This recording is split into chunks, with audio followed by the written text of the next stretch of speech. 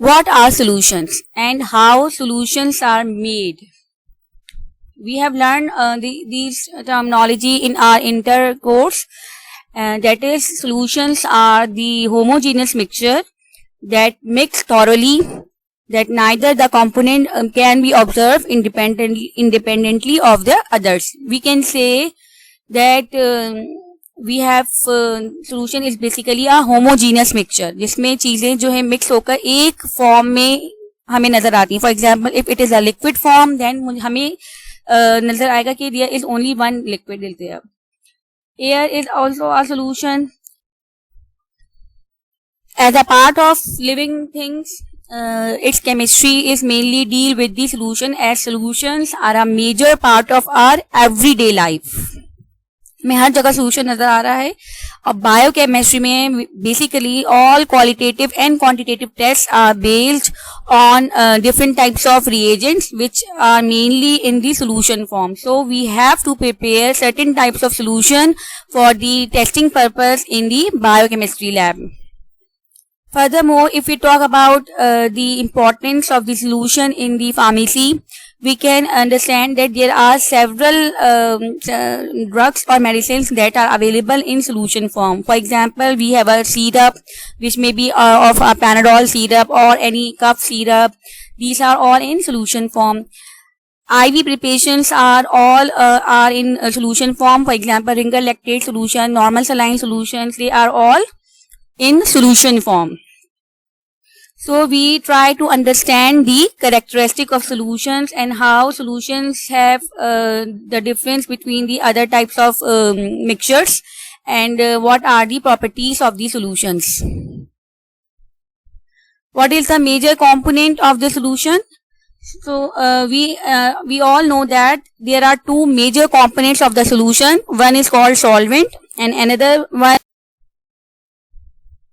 Before going further, we will recall our learning process, that what is the mixture. The mixture is basically a substance that is composed of two or more substances. And real mixture basically is of two types. One is homogeneous and another is the heterogeneous. When the mixture is homogeneous, the substances are combined in such a way that they are observed as a single substance, even though they are not. Then we have the heterogeneous mixture. On the other hand, the substances are mixed in such a manner that they are not uniform, and they have the regions of the mixture and in that area that they look different from each other. If we further classify the homogeneous mixture, then it can be further broke down into two classes. One is colloids and another is the solution. What is colloid? A colloid is basically a mixture that contains the particles of specific diameter. And what is the solubility? Solubility is basically the maximum amount of a substance that can be dissolved in a given volume of the solvent. It means कि अगर हम ये देखें कि for example, if we have the volume is of 100 ml, then we will note down the grams required, which may be easily dissolved in a solvent to make a solution. And it is different depending upon the ability of a solute. It is different from a solute. What is the importance of the solubility? And basically for the chemistry, for biochemistry, for pharmacognosy, and for several types of qualitative and quantitative analysis, solubility is a very important predictor, as this means that the substance must have similar intermolecular forces to form solutions. And usually solubility is affected by the electronegativity difference depending upon the formation of the covalent bonds or ionic bond, and it will change the solubility of a substance. What is the general rule? The general rule is that polar solvents dissolve polar solvents, whereas non-polar solvents will dissolve non-polar solutes. Overall, the solution process is dependent on the strength of the solution process. Or in other words, we can say the light dissolve, as you can see in this picture. that between the carbon and hydrogen the difference is only 0.4, and the bond between the carbon and oxygen there is the electronegativity difference of the 1.0, and if the bond is formed between sodium and chloride, there is a difference of the electronegativity which is about 2.1, which is the strongest ionic bond. Compounds are basically there which are mainly responsible for the formation of the strong electrolytes, and there are also some weak electrolytes like acetic acid. What is the effect of temperature on the solubility? As we all know that usually by the increment of temperature, the solubility of a substance is increased, and this is true for the when the solute is in solid phase. So when we consider the solubility of the solids, the relationship of the solubility is not very simple, and generally it is increases with the increase in temperature, and however this may is vice versa in other cases. In some other cases, for example in case of lithium, and for example in case of potassium sulfate, there is a little variation and the substance become less soluble with increasing in temperature.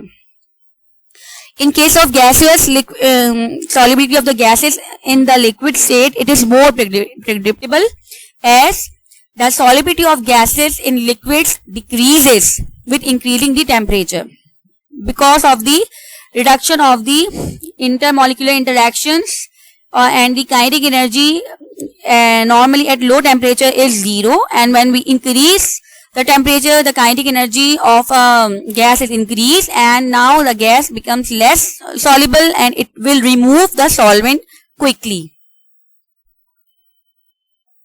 So in chemistry, concentration is defined as the abundance of a solute or a substance which is present in a solvent divided by its total volume of a mixture, and it basically highlight the qualitative idea of the concentration. It is very important, as quantitatively the concentration of the solution is describe the quantity of a solute that is contained in a particular quantity of a solution, and we should know the concentration of solute, what is the critical reaction is occur, and what is the end product. All things are important in the chemistry, and especially in biochemistry.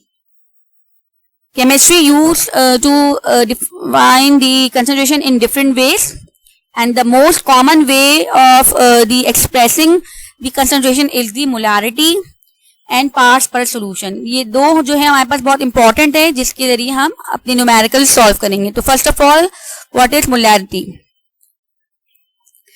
Molarity is basically the concentration of a solution in which the number of solutes are dissolved in the 1 liter of the solution, and the volume of a solution is exactly 1 liter. The formula of the molarity is simple: moles divided by the liter, and the volume indicated is basically the total volume of the solution. It includes both the volume of solute and solution. इसमें सिर्फ solution का volume नहीं है, solvent का volume नहीं है, बल्कि both solute and solvent को sum up करके जो total volume है, it will be 1 liter. For example, in an aqueous solution that contains 1 mole of the sucrose, what we have to do? We have to weigh the sucrose in enough water that can give the final volume of 1 liter, and for that purpose we will dissolve 242 gram of the sucrose in 1 liter, which gives the concentration of 1 moles per liter or 1.0 moles. This is the molarity, and another important way to measure the concentration of a solution is the parts per solution. And among parts per solution, we have 3 different types of scenario, and among them the most common scenario is the percentage. You can say that it is the method of expressing the concentration is basically based on the quantity of a solute in a fixed quantity of a solution. And the most easiest way is to represent the mass in grams and volume in ml, and it is basically called as parts per hundred, which we all know as the percent. Cent is the Latin word, and it is basically used to do 100 ml. This type of expression of the concentration of the solubility is the most common way in the clinical chemistry and biochemistry.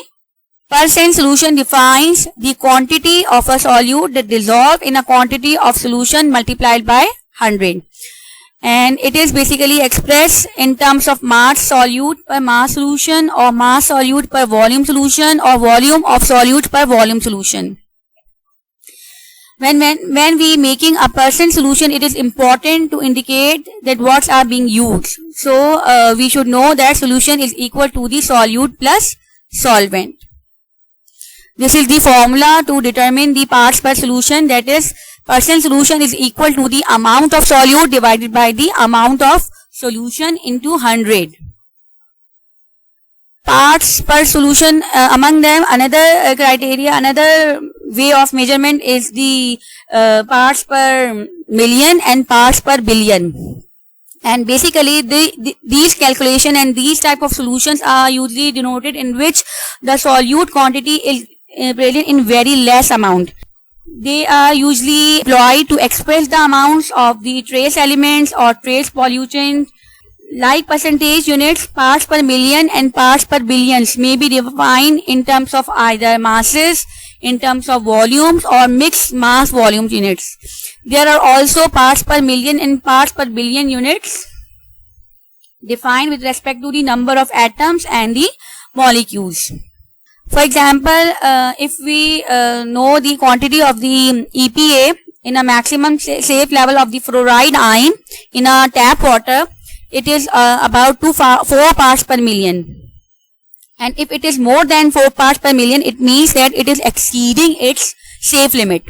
So there are several types of calculation. Most commonly what we will do in our lab is the percent solutions and the molarity. Besides that, we have certain calculation regarding the dilutions. What are dilutions? Dilutions are basically made from the stock solutions. And basically it is a solution of a desired concentration that can be prepared by diluting a small volume of a more concentrated solution by addition of the solvent. We have a stock solution, and the stock solution is the dose solution which is in a higher concentration. It is called as the more diluted solution, and then calculating the volume of the stock solution that contains this amount of solute. This is the formula. By this formula, first of all we will arrange the formula to know out the required parameter from this formula, where Ms is the concentration of the stock solution, Vs is the volume of the stock solution, Md is the concentration of diluted solution, and Vd is the volume of the diluted solution. It can be replaced by M1 V1 is equal to M2 V2, or for M basically denotes the concentration of a solution in a molarity. It can be C1, it can be N1 depending upon the concentration expression of the solution. It's all about the introduction of the solution. In the next lecture, we will practice some numericals by using such formulas. Thank you.